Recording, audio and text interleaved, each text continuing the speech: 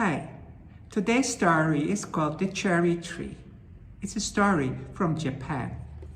A long time ago, there were a man and a woman, and they didn't have a child. They very much wanted to have children in their family. So they got themselves a dog they called Shilo. They loved Shilo very much, and though they were very poor, they would give the best food to little Shilo. And Shilo loved them too. One day, the old man and Shilo, they went to the farm, and the old man was digging and digging and digging, preparing the land for planting. And Shilo was by his side and was barking. The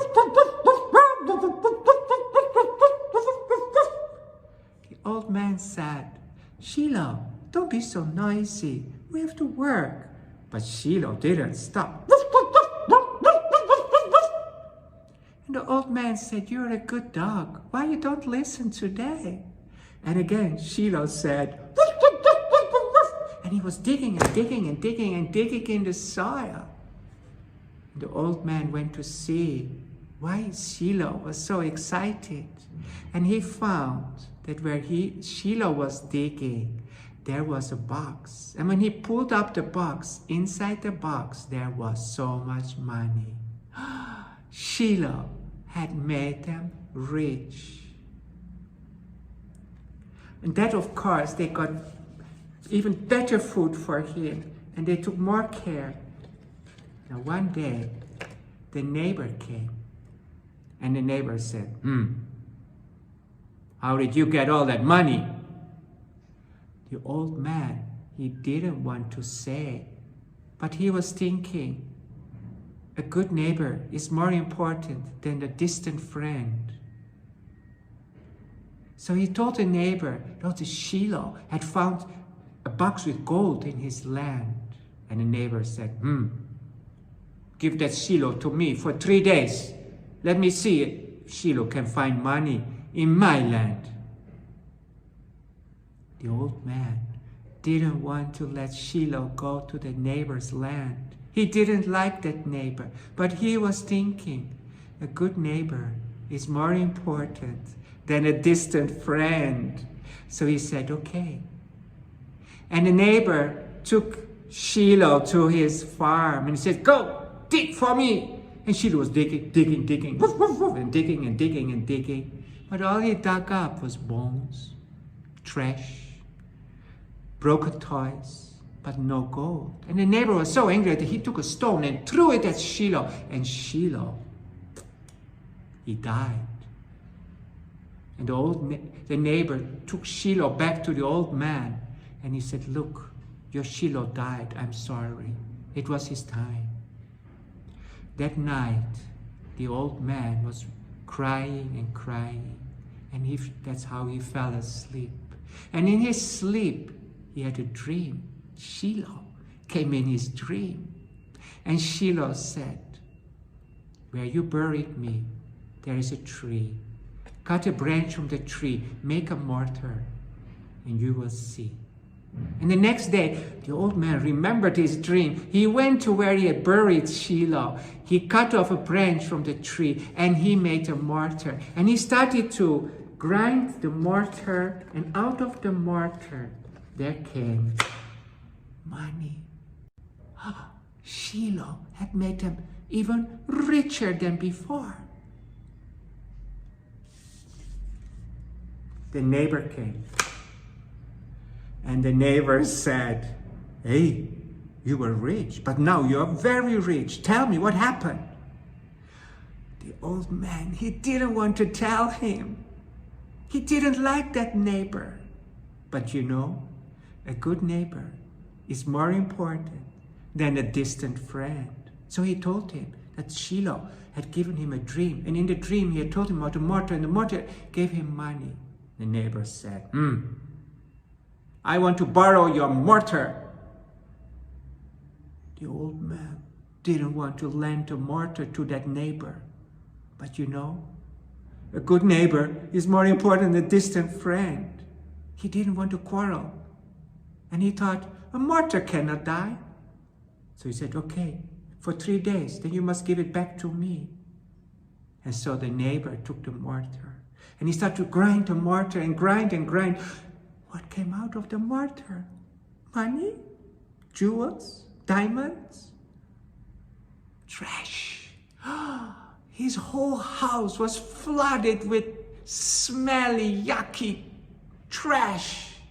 The neighbor got so angry that he took the mortar and burnt it. And he took the ashes back to the neighbor and he said, sorry, there was an accident. Your mortar got burned. The old man was sad and he cried till he fell asleep.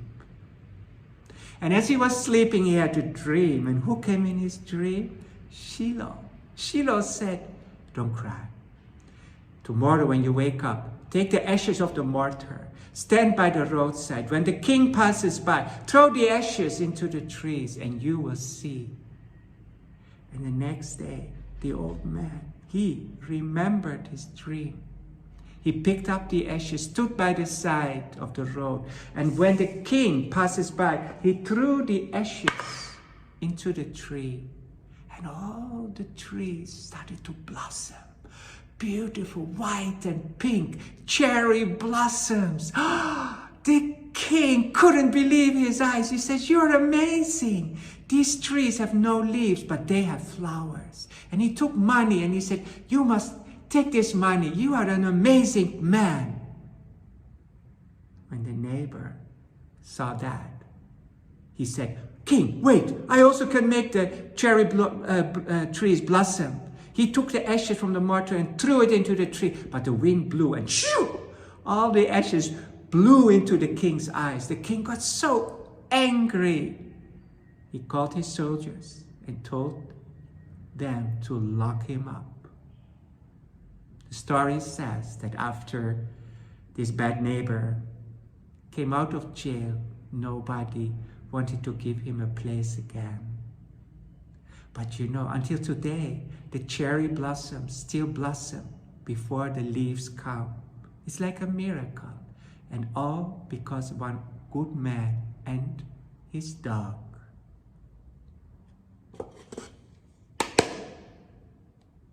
The end.